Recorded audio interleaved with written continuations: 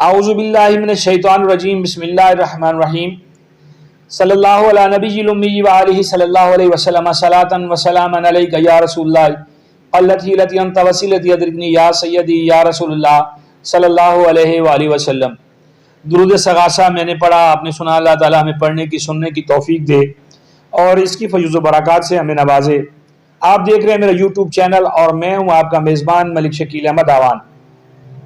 मेरी आपसे रिक्वेस्ट होती है कि अगर आप नए हैं तो मेरे चैनल को सब्सक्राइब करें और बेल आइकन प्रेस कर दें ताकि आप तक मेरी वीडियोस बिला तातुल पहुंचती रहे, नोटिफिकेशन आपको आता रहे। और लाइक करें अगर तो आपको इसमें कोई बात अच्छी लगती है तो इसको शेयर ज़रूर करें अपने अहबाब के साथ अपने ग्रुप्स में, और कमेंट ज़रूर किया करें ताकि मेरी हौसला अफजाई हो। मामलात बहुत सारे हमारे मुल्क में होते हैं और आज एक दो खबरें पढ़ के काफ़ी तकलीफ़ हुई है और मैंने सोचा कि मैं आपके साथ शेयर करूं। एक वाक़या पेश आया है यहाँ पे ज़िला सवात के इलाके में। वहाँ का बड़ा मशहूर मकाम है, सयाहों के लिए बड़ा अच्छी जगह है बहरीन। वहाँ पे TMA के एहलकारों ने एक आवारा कुत्ते को गाड़ी के पीछे बांध के घसीटा। उसकी फुटेज वीडियो वायरल हुई और उस पे उन 4 मुलाजमों को सस्पेंड कर दिया गया, उनको मुअत्तल कर दिया गया। मैं आपसे अर्ज करता होता हूँ कि हमारा जो सोशल मीडिया है ये बड़ा पावरफुल है और इस पे बहुत जल्द अमल दरामद होता है, बशर्तिया कि आवाज़ अच्छी हो और आवाज़ पहुँचाने वाले अच्छे हों।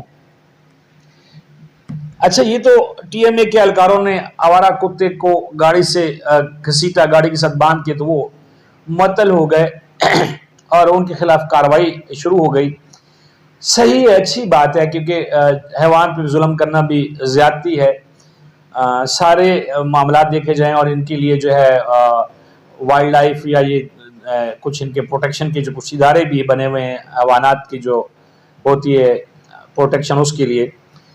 और TMA वाले भी जो हैं उनके कानून में भी कहीं नहीं लिखा हुआ कि आप किसी चाहे वो कुत्ता ही क्यों ना हो, किसी जानवर को इस तरह घसीट के लेके जाएं, मारें, ये नहीं है। उसके लिए बहुत सारे तरीके हैं। बाज़ औक़ात कुत्तों की बहुतात हो जाती है तो जहर दी जाती है, कुत्ते मारे जाते हैं क्योंकि ये बच्चों को काटते हैं। बड़े बड़े वाक़यात पेश आ चुके हैं। बहरहाल उस कुत्ते के मकसद ये है कि उस कुत्ते के घसीटने पे जो है एक्शन हुआ और 4 बंदे मुअत्तल हो गए। अब आज ही एक वाक़या और रिपोर्ट हुआ है, वो मेरी नज़र से गुजरा है कि inspector general of police Punjab IG Punjab doctor Usman Anwar साहब के दफ्तर के बाहर एक नौजवान ने अपने जिस्म पे पेट्रोल छिड़क के या तेल छिड़क के अपने आप को नजर आतिश किया और उसकी इस हरकत को भांपते हुए वहाँ पे एक जवान खड़ा था। मैं उसकी बहादुरी को, उसकी जुर्रत को सलाम पेश करता हूँ। वो एलीट फोर्स का एक जवान था। उसने वहाँ पे उसको बचाने में जो है अपना, वो खुद भी झुलस गया, जख्मी हो गया। बहरहाल उसने उसको बचा लिया, वो हॉस्पिटल में चला गया। उसकी वजह ये सामने आई कि उसने गिरवी मकान लिया हुआ था। जो हमारे तक स्टोरी पहुंची है कि गिरवी मकान लिया हुआ था और जिस बंदे से मकान लिया हुआ था गिरवी, उसने जो है वो बगैर किसी नोटिस के, बगैर किसी मामलात के उसका सामान वगैरह कहीं बाहर फेंका और तजलील भी की होगी, दिल बर्दाश्त था। वो पर्सनली IG को मिलना चाहता था या IG ऑफिस में आके अपनी शिकायत दर्ज करवाना चाहता था, क्योंकि मकामी तौर पर तो हमारी पुलिस जो है बगैर फीस के कोई काम नहीं करती है। फीस होती है तो फिर काम होता है।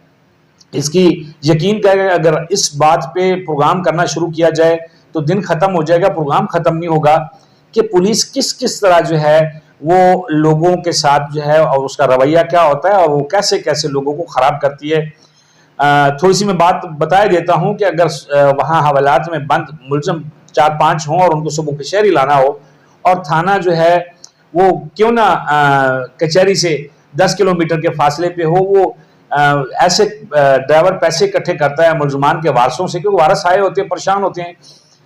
जैसे कंडक्टर इकट्ठे करता है पैसे, तेल के पैसे दो भाई, 1000-1500 रुपये लेते हैं और फिर वो मुलजमान को लाया जाता है। गाड़ी में तेल सरकार का डलता है, नहीं डलता है, ये अपने महकमे की कमज़ोरी है या अपने महकमे की पॉलिसी है, ये भी एक अपनी जगह पे सवाल है। बहरहाल वो तो सवारियां लेके आता है और कैदी थोड़े लेके आता है। ये तो छोटी सी मिसाल आपको मैंने दी है और ये सच है। अब उस बंदे ने जो है उस पे आईजी पंजाब ने डीआईजी इन्वेस्टिगेशन गालबन उनकी जो डीआईजी साहब है वहां पे उनकी डीआईजी ऑपरेशन की ड्यूटी लगाई, उससे मिलो, उससे पूछो उसका क्या मसला है और उसका मसला खुद हल करवाओ। ये तो बात है, ठीक है, उसका मसला हल होगा। क्या सब लोगों को अपने आप पे तेल छिड़कना पड़ेगा या अपने आप को अजियत देना पड़ेगी फिर मामला हल होंगे? ये अपनी जगह पे एक अलग सवाल है। हर चीज के पीछे 10 सवाल किए जा सकते हैं जो हमारे माशरे में जो कुछ हो रहा है। लेकिन अगर वो जो सिक्योरिटी अफसर वहां पे था, जो सिक्योरिटी के मामला थे वहां पे, आई थिंक डीएसपी लेवल का बंदा जो है वो सिक्योरिटी अफसर है वहां पे आईजी ऑफिस में, सीपीओ उसको कहते हैं, सेंट्रल पुलिस ऑफिस कहते हैं, अनारकली के पास है। और वहां पे 8 के करीब या 6 के करीब तो मोर्चे बने हुए हैं जहां पे गार्ड खड़ी होती है ऊपर दीवारों पे, और बड़ी सिक्योरिटी बड़ी टाइट है पुलिस ऑफिस की, बहुत टाइट सिक्योरिटी है। उसके अलावा सीसीटीवी जो है वहां पे, उसके लिए जो कंट्रोल रूम बना हुआ है वो डायरेक्ट डीएसपी सिक्योरिटी उसको जो है ना वो करता है। और आई थिंक एआईजी एडमिन जो होता है, assistant inspector general of police, senior most SSP होता है, वो उसका इंचार्ज होता है। उस डीएसपी का या उस ऑफिस की जो सिक्योरिटी वगैरह उसका इंचार्ज वो होता है, लेकिन डायरेक्ट मॉनिटरिंग जो है वो उसकी जो है डीएसपी सिक्योरिटी की ड्यूटी होती है। अब सवाल ये पैदा होता है कि अगर सिक्योरिटी अमले को उसने आके बताया कि मैं आज से मिलना चाहता हूं और उन्होंने उसको रोका, लंबी देर बिठाए रखा, दिल बर्दाश्त होकर उसने ये अमल किया, तो ये एक गलत पैगाम जाता है उन पब्लिक ऑफिसर्स की तरफ से, पब्लिक ऑफिसर्स जो हमारे जिनको कहते हैं गवर्नमेंट सर्वेंट्स की तरफ से, पब्लिक सर्वेंट्स की तरफ से, कि एक बंदे को मिलने के लिए बंदा आया और वो ना मिले तो वो खुदकुशी के लिए मजबूर हो जाए। वहां पे ना इतने अफसर बैठे हुए हैं, वहां पे गलबन 4-5 मंजिला, वो बेसमेंट भी उसकी है, वो बहुत बड़ी बिल्डिंग है। तो वहां पे क्या फोकल पर्सन कोई नहीं है जिसका वो सिक्योरिटी वाले, अब पता क्या है कि साहिल जो होता है ना वो बड़ा होता है, आवता और नहीं देखता, वो कहता है कि मैं गया तो मेरा मसला हल हो जाएगा, मैं शिकायत करूंगा, ये हो जाएगा, वो हो जाएगा। अब अगर वहां पे कोई मतलब समझदारी का मुजाहरा किया जाता तो वहां पे किसी अफसर से उसको मिला दिया जाता, वो कह देता कि जी, या वहां पे एक ऐसा होना चाहिए निजाम होता है दफातर में, पहले होता था यहाँ पुलिस ऑफिस में भी, कि शिकायत सुनने के लिए जो है वो एक बंदे की ड्यूटी होती थी और वो दरखास्तें इकट्ठी करता था।